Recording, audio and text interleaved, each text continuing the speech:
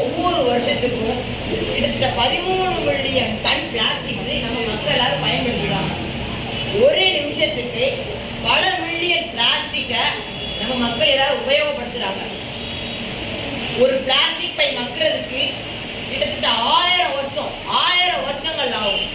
பிளாஸ்டிக்கை நச்சாலும் உடைச்சாலும் பிரிச்சாலும் எரிச்சாலுமே நம்ம எல்லாருக்கும் நச்சுத்தன்மை தான். ஒரு நிமிஷத்துக்கு கடல்ல பல குப்பைகள், டன் குப்பைகள் எல்லாமே கடல்ல தான் கலக்குறாங்க. கடல்ல வாழ்ற பாலூட்டிகள், கடல் பறவைகள் எல்லாமே இந்த பிளாஸ்டிக்கால தான் அழிஞ்சு போகுது. அது என்ன, நம்ம நாட்டிலையும் கால்நடைகள், செடிகள், கொடிகள் எல்லாமே இந்த பிளாஸ்டிக்கால தான் அழிஞ்சு போகுது. இந்த பிளாஸ்டிக் இந்த பூமியில புதையறதுனாலதான் நம்ம வயல்கள், விவசாயங்கள், நீர் வளங்கள், இயற்கை வளங்கள், மண் வளங்கள் எல்லாமே இல்லாத அழிஞ்சு போகுது. பிளாஸ்டிக் பையை யாரும் பயன்படுத்தாதீங்க.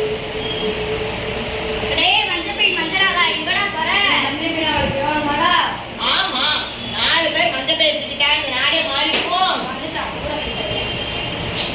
தம்பி, நான் அப்படி சொல்ல வரலப்பா.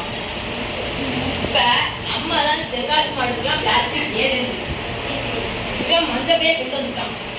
ஒரு கடைக்கு பிளாஸ்டிக் பை அள்ளி கண்டனா துணிப்போம். எதுக்கு குடுனா எனக்கு சாவுக்கா விசேஷமா சம்பாதிப்போமா? இவன் மஞ்சள் பையை கொண்டு வந்துட்டான். என்ன சீரையில போறோமோ தெரியல. எங்கடி போற? வாய கிழிச்சு வெட்டி எங்க அப்பா காது குத்தி கெடா வெட்டி பஞ்சவரணம் பேர் வச்சுக்கா குழுப்பி கிட்டி குட்டு சொல்லிட்டு திங்களாயி பாத்துட்டேன். காண்டாமுக்கும் பிள்ளைக்கு அதுக்கு காண்டாமுன்னு வேலை தானே போடி குளிப்பி. சரி வா, ஆத்துக்கு போய் துணியை போட்டு அடைச்சிட்டு குளிச்சுட்டு வருவோம். ஏன்னா எங்க கிளம்பி எங்க போறீங்க? ஆத்துக்கு போய் துணி துவைச்சு குளிச்சுட்டு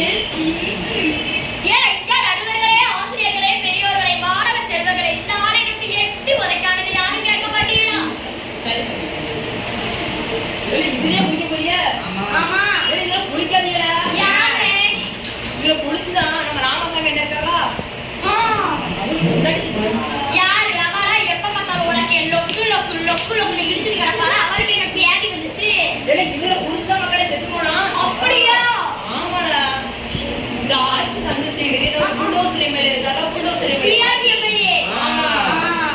அவர் 400 ஏக்கருக்கு ஃபேக்டரி கொடுத்தாரு. 400 ஏக்கர்? இல்ல, அதோட கழிப்பூரா இருந்தோம்ல வந்து. அப்படியா? அம்மா ஏன் கேட்க? 400 டன் பிளாஸ்டிக் இதுதான் வந்து கிடக்குது. அப்படியா?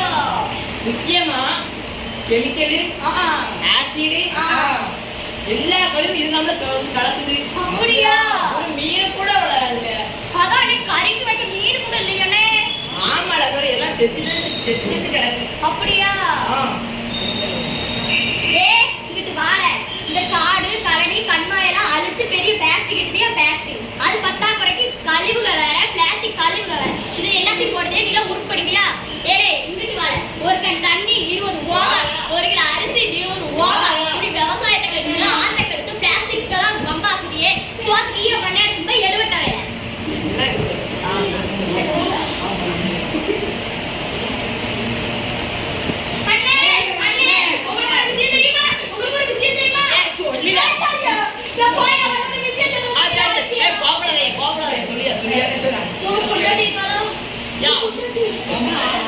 எப்ப பார்த்தாலும் பிளாஸ்டிக்ல சாப்பாடு சால்னா டீ எல்லாம் கட்டி கொடுப்பாங்க. தொண்டையில புத்துராய் வந்து செத்து போயிட்டாங்க.